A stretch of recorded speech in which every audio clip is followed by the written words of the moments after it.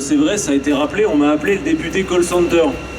Pour la raison qu'il y a encore 12 mois de ça, je faisais votre métier sur un plateau de conseiller clientèle. Il faut qu'on dise là à Monsieur Niel et aux siens, derrière le bel emblème là, que nous aussi on a tout compris.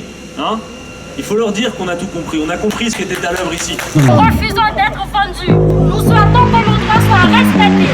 Lorsque nous on met Je suis Mobipel sur notre t-shirt, c'est parce qu'on veut rester Mobipel chez Iliad. Hier, lors de l'Assemblée Générale, vous avez rappelé aux organisations syndicales le message, c'est que vous ne souhaitiez pas être vendu à Comdata et que vous souhaitiez que Mobipel reste au sein du groupe Iliad et de Free.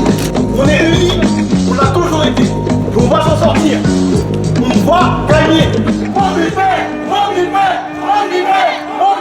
Et là, il y a eu, on a eu le rapport final du cabinet d'Altar qu'on avait pris, et il y a eu à peu près 286 licenciements sur les 306 pour faute grave. On va trouver des fautes qu'on estime être suffisamment graves pour invoquer licenciement, mais il n'en est rien en fait. On estime à 1 million d'économies, juste en indemnité de licenciement qu'ils auraient dû donner au regard de la faute invoquée. Je suis d'autant plus touché de venir vous soutenir aujourd'hui que c'est vrai, ça a été rappelé, on m'a appelé le député call center. Pour la raison qu'il y a encore 12 mois de ça, je faisais votre métier sur un plateau de conseiller clientèle. Mais je dois le dire, plateau de conseiller clientèle, plateau téléphonique, on sait qu'il y a tout et son contraire. Et moi en l'occurrence, dans une entreprise qui soignait correctement ses salariés, je dois le dire. Là ici, c'est pas le cas. Et on voit bien ce qui est à l'œuvre. Il faut qu'on dise là à Monsieur Niel et aux siens, derrière le bel emblème là, que nous aussi on a tout compris. Hein, il faut leur dire qu'on a tout compris. On a compris ce qui était à l'œuvre ici.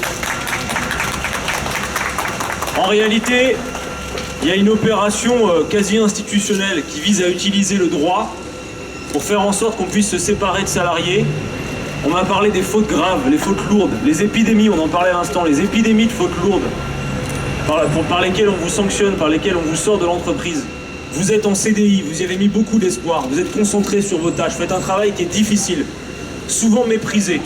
Il y a du mépris de classe aussi, en l'occurrence, en ce qui concerne les employés des call centers, des centres d'appel. Vous faites un travail difficile, dans des conditions difficiles, avec des horaires difficiles, une organisation du travail qui est complexe. Et simplement pour accroître sa rentabilité et ses profits, on a une entreprise qui vient vous mater et qui vient faire en sorte de vous chercher pouille sur des fautes que vous n'avez même pas commises. On m'a parlé tout à l'heure des classifications qui existent, de tout ce qu'on cherche pour faire en sorte qu'on puisse trouver des explications au fait de vous écarter, ce qui est absolument irrationnel. Alors il faut le dire ici, les salariés demandent qu'une chose, avoir les conditions de bien faire leur travail et qu'on leur fiche la paix. Voilà tout ce que vous réclamez. Et c'est la raison pour laquelle on vous soutient de tout notre cœur. Et j'aimerais que messieurs Macron et Madame Pénicaud, qui ne cessent de nous donner des leçons de dialogue social, viennent voir ici dans quel état se fait le dialogue social dans l'entreprise. Parce qu'on n'a là que des gens de bonne volonté qui sont mobilisés. Et le dialogue social ici, il est quasi inexistant et il est méprisé. Voilà ce qui se passe. Donc on vous soutient, on est avec vous. On n'hésitera pas à en parler, y compris à l'Assemblée. C'est notre rôle d'être là avec vous. Un pied dedans, un pied dehors. Surtout, ne lâchez rien.